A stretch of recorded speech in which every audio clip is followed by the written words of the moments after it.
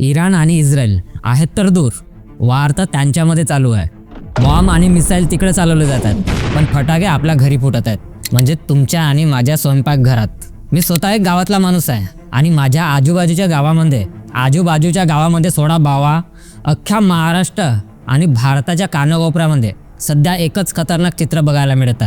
लोकांना वाटे हे मस्त चुलीवरचं जेवण, आता घे चुलीवरचं जेवण. ज्या गॅस सिलेंडरचा वापर करून आपण जेवण तयार करत होतो, तो सिलेंडर आता घराच्या एका कोपऱ्यात धूळ खात आहे. त्याच्यावर भांडे कपडे ठेवले जात आहेत.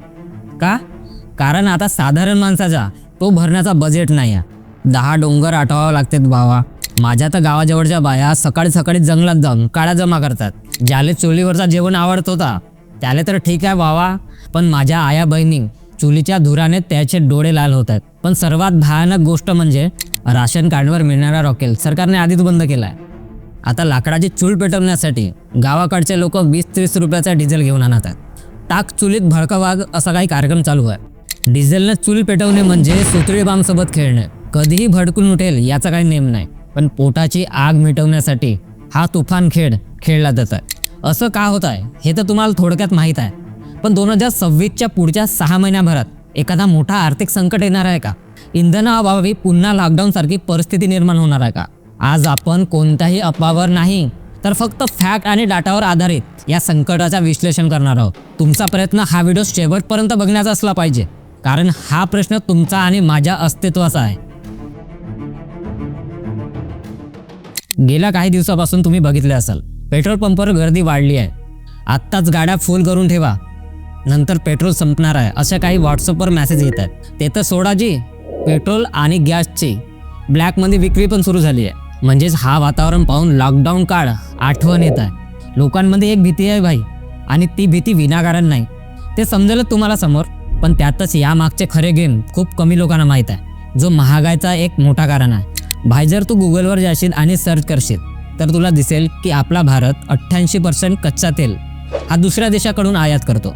पण महागाई वाढण्याचा हा खरा कारण तुम्हाला समजेल. जसे आपला 90% गॅस आणि तेल ज्या देशामधून येतो तिथेच युद्ध भडकलेले आहे, हे आपल्याला माहीतच आहे. पण जेव्हा तिथे हल्ले होण्याचा धोका वाढतो तेव्हा आंतरराष्ट्रीय विमा कंपन्या त्या मालवाहू जहाजाचा इन्शुरन्स प्रीमियम रातोरात 300 ते 400% वाढवतात. म्हणजेच इराण आणि इस्रायलने तेलाच्या अड्ड्यावर हल्ला करण्याआधीच ते तेल भारतात आणण्याचा खर्च दुप्पट होऊन जातो. याचा चेन सिस्टम बघायला गेलं म्हणजेच बटरफ्लाय इफेक्ट बघा. तेलाचा जहाज महाग, त्यातून डिझेल महाग, त्यातून वाहतूक महाग, तर आपल्या मायबाप शेतकऱ्याच्या बांध्यातून येणारा जो धान्य आहे, जो भाजीपाला आहे, तो पण शहरापर्यंत येतपर्यंत महाग होऊन जातो. हे देश तर झगड्यात तिथं करत आहेत, पण इन्शुरन्स कंपनीचा पैसा तुमच्या खिशातून वसूल केला जात आहे. आता थोडाफार गेम समजला भाई? मला सांगा, जर हे युद्ध असेच अजून 6 महिने चालू राहिला तर भारतात त्याची परिस्थिती काय निर्माण होईल याचा विचार कर भाई. याचा सर्वात मोठे फटाके कुठं फुटतील? तसेही आपले पट्टे पुणे नागपूर सारख्या शहरात रूम करून राहतात. पोटाला मारून स्पर्धा परीक्षेचा अभ्यास करणारे आपल्या महाराष्ट्रात लाखो पोरं आहेत. जेव्हा कमर्शियल गॅस सिलेंडरचे भाव आणखी आकाशात जातील तेव्हा हॉटेल आणि मेस चालवणारे लोक डब्याचे रेट दुप्पट करतीलच आणि मेस बंद करतीलच, जे की आता ते चालूच झालं आहे. मला सांगा, पहिलेच बाहेर जाऊन शिकणाऱ्या पोरांची परिस्थिती गंभीर राहते. त्यांची काटकसर त्यालाच माहीत राहते बाबा. वरतून हे दुसऱ्या देशाचे झगडे, पोट्ट्यांच्या घरून येणाऱ्या पैशाचा बजेट फिक्स राहते. मग त्यांनी जगायचं कसं? त्यांच्या डोक्यात तर हेच चालू राहते, करू तर करू का, जगू तर जगू कसं? जर महागाई अशीच वाढली तर पुन्हा एकदा लॉकडाऊनचे चित्र दिसेल. पोरांना शिक्षण सोडून गावाकडे परत जावं लागेल बाबा. दुसरीकडे मिडल क्लास कुटुंबाची अवस्था पाहायला गेला तर महिन्याच्या शेवटी कुटुंबाला हॉटेलमध्ये घेऊन जाणे किंवा लहान मुलाला एखाद्या नवीन खेळणे घेऊन देणे बंद झालं आहे. पुढच्या महिन्यात पगार झाला की बघू बाळा, हे वाक्य प्रत्येक साधारण कुटुंबात वापरलं जातं. साधा लॉजिक आहे भाई. जर लोकांकडे खर्च करण्यासाठी पैसेच उरतील नाही तर मार्केटमध्ये वस्तू विकल्या जाणार नाही. जर मार्केटमध्ये वस्तूच विकल्या जाणार नाही तर कंपनीवाले कामगारांना काढून टाकतील. आणि दादा, हेच ते 2026चे आर्थिक संकट आहे. हा आजारामुळे नाही तर पैसे नसल्यामुळे आलेला आर्थिक लॉकडाऊन आहे. आपल्या देशात पहिलेच विषमता दरी खूप आहे. विषमता दरी म्हणजे सोप्या भाषेत सांगायला गेलं तर गरीब गरीबच होत चाललाय, अमीर अमीरच होत चाललाय. अशा परिस्थितीमध्ये आर्थिक संकट वाढला तर आपल्यासारखे साधारण लोक करतील का? ज्यांच्याकडे चांगले पैसे आहेत ते तर काम चालवून घेतील जी, पण साधारण लोक त्यांचा काय, हे प्रश्न तुमच्या मनात यायला पाहिजेत का? पण थांब बाई, तेवढाही काही घाबरून जाण्याची काही गरज नाही. परिस्थिती गंभीर असली तरी भारताने या संकटातून वाचण्याचा एक प्लॅन तयार केलाच आहे. जसे की आपल्याला माहीत आहे, आपण फक्त अरब देशावर अवलंबून नाही. भारताने रशियाकडून मोठ्या प्रमाणावर स्वस्त कच्चे तेल घ्यायला सुरुवात केली आहे.